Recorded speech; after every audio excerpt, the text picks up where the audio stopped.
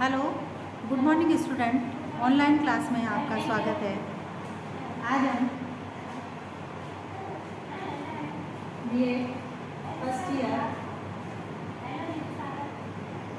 Subject pedagogy of social science में इसमें आज का हमारा प्रकरण है नगरीकरण का स्वरूप।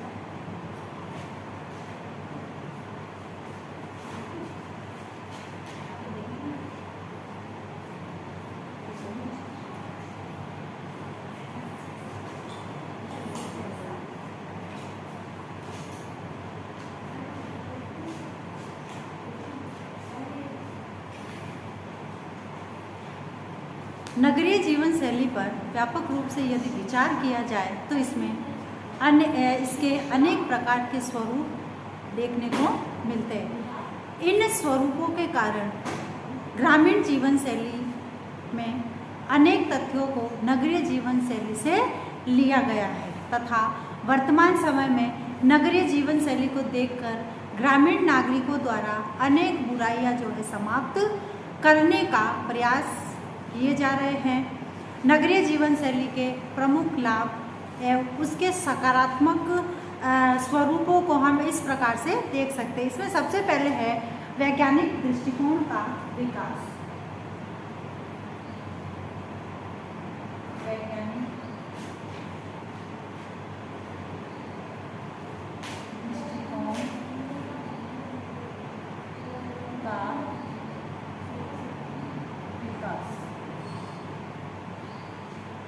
अब नगरीकरण के स्वरूप के अंतर्गत सबसे पहले है वहाँ के व्यक्तियों में वैज्ञानिक दृष्टिकोण का विकास हुआ है। यानी वर्तमान समय की नगरीय जीवन शैली में वैज्ञानिक दृष्टिकोण का पूर्ण प्रभाव देखने को मिलता है। आज वर्तमान समय में नगर में रहने वाला प्रत्येक व्यक्ति जो है वैज्ञानिक दृष्टिकोण को अपनाता है तथा उसको देखते हुए ही कार्य करता है। तथा जैसे शहरी जीवन में जैसे जादू टोने भूत प्रेत है, इन सब को व्यक्ति कम मानते हैं तथा अपने जीवन में वैज्ञानिक रीतियों का प्रयोग भी करते हैं। तो यानी नगरीकरण से जो है व्यक्तियों में वैज्ञानिक स्वरूप का विकास हुआ या वैज्ञानिक सोच विकसित हुई है। फिर उच्च शिक्षा की व्यवस्था। उच्च शिक्षा व्यवस्था।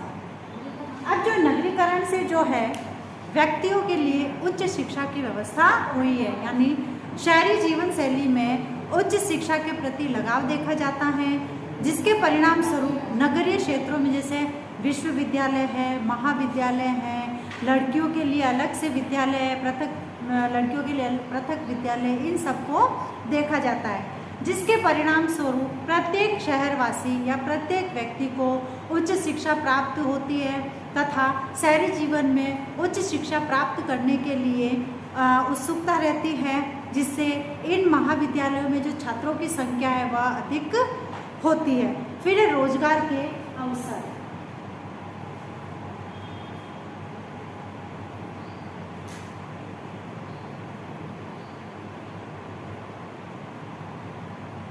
अब नगरीकरण के कारण जो है व्यक्तियों को रोजगार के अवसर भी अधिक प्राप्त होते हैं।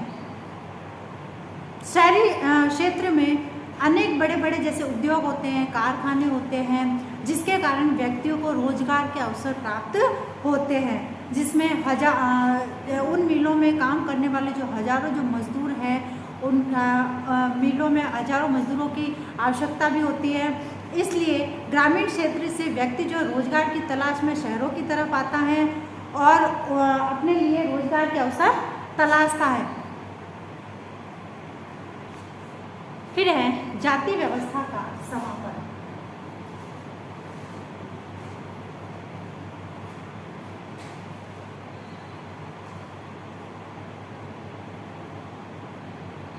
यानी नगरीकरण के कारण जो जाति व्यवस्था है वह समाप्त हुई है। गांव में जो है जाति व्यवस्था, छुआछूत, ये सब देखने को मिलता है। किंतु नगरीकरण से जो है जाति व्यवस्था का समापन हुआ है, क्योंकि शहरी क्षेत्र में जो है प्रत्येक अलग अलग स्थानों से लोग आकर रहते हैं वहाँ पे, और जाति व्यवस्था पर अधिक ध्यान नहीं दिया जाता है। यानी एक अनुसूचित जाति का व्यक्ति शहर के किसी भी मंदिर में प्रवेश कर सकता है, कहीं पर भी आ जा सकता है, उसके द्वारा किसी भी प्रकार का कोई भी व्यवसाय किया जा सकता है। अतः हम ये कह सकते हैं कि नगरीकरण के कारण जो है व्यक्ति किसी भी प्रकार का कार्य कर सकता है, और क्योंकि उसको जाति व्यवस्था के आधार पर रोका नहीं जाता है। फिर है धार्मिक संकीर्णता का अभाव। धार्मिक संकीर्णता का अभाव।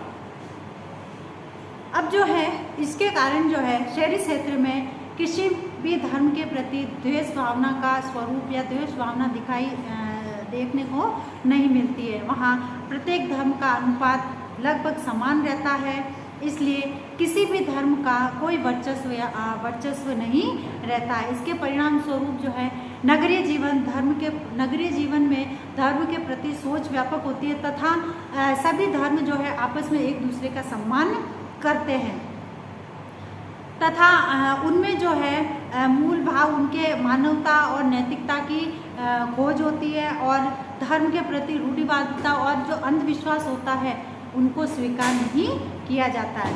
फिर अनेकता में एकता की स्थिति।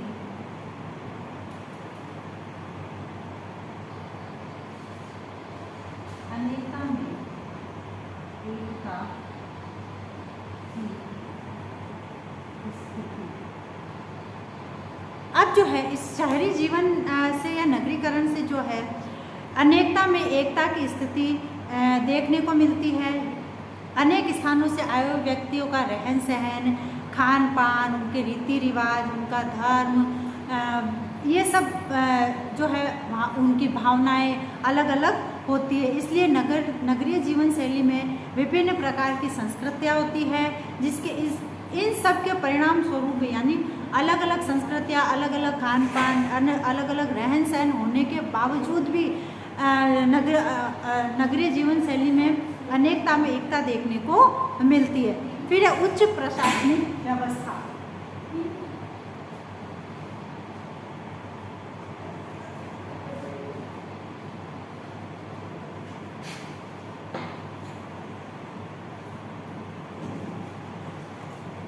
अब जो नगरीय जीवन शैली में उच्च प्रशासनिक व्यवस्था का स्वरूप देखा जाता है, इस जीवन में किसी भी प्रकार की जैसे कोई दुर्घटना घटित होती है तो नगर के जो समस्त अधिकारी होती है वह एकत्रित हो जाते हैं तथा उनकी समस्या का समाधान करने लगते हैं। अपराधों की दृष्टि से भी नगरीय जीवन शैली में पुलिस बल अधिक संख्या में होता है जो अपराधों को रोकने का प्रयास करती है।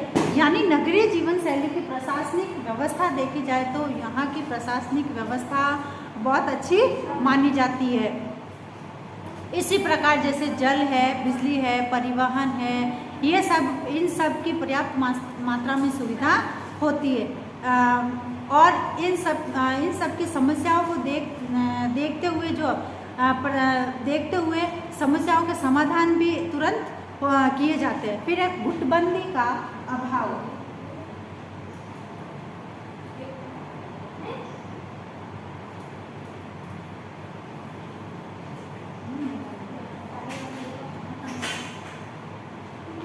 गुटबंदी का अभाव। अरे नगरीय जीवन शैली में विविध प्रकार के गुटबंदी जीवन का अभाव पाया जाता है। प्रत्येक व्यक्ति रोजगार के लिए शहर में प्रवेश करता है, शहर में आता है, इसलिए प्रथम उसको अपने कार्यों से ही समय नहीं मिल पाता और जब व्यक्ति को अपने कार्य से ही समय नहीं मिल पाता है तो उनमें जो गुटबंदी है वह बहुत कम ही होती है।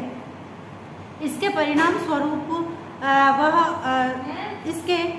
स्वरूप वह अतिरिक्त कार्यों के लिए समय ही नहीं दे पाता है और नगरीय जीवन में पृथक पृथक स्थानों से आए हुए होने के कारण जो है उनमें भावात्मक रूप से अधिक लगाव नहीं हो पाता है। इस प्रकार नगरीय जीवन शैली में गुटबंदी एवं खराब राजनीति से ग्रसित नहीं होती है।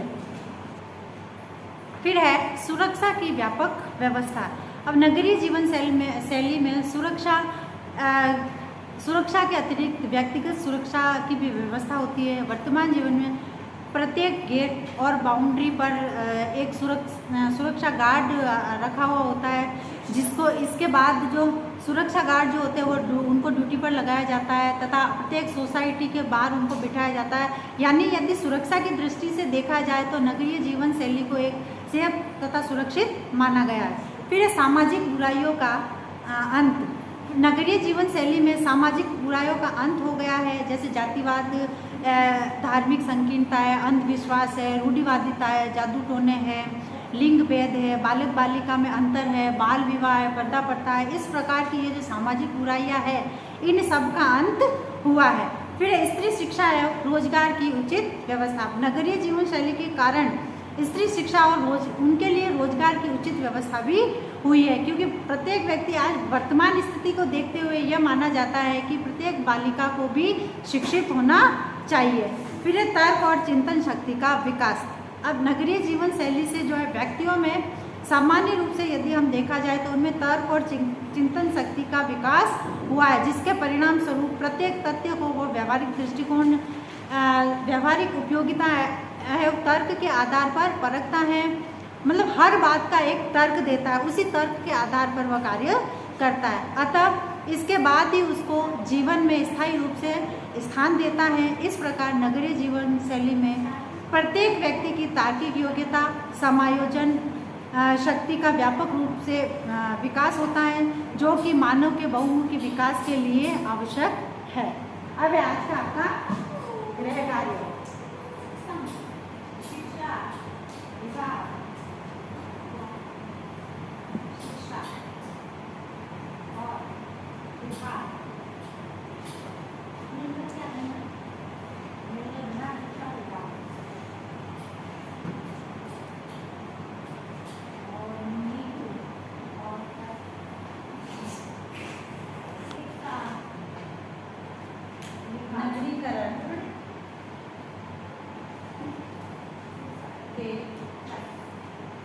स्वरूप का वर्णन कीजिए। अब एक विशेष बात, जैसे कि हम सभी जानते हैं कि वर्तमान समय में कोरोना जैसी महामारी भयंकर रूप से फैल रही है, अतः इससे बचाव हेतु हमें कुछ उपाय करने, हाथों को सैनिटाइज करना, मुंह पर मास्क लगाना, सोशल डिस्टेंस का ध्यान रखना। स्वस्थ रहे, सुरक्षित रहे। धन्यवाद।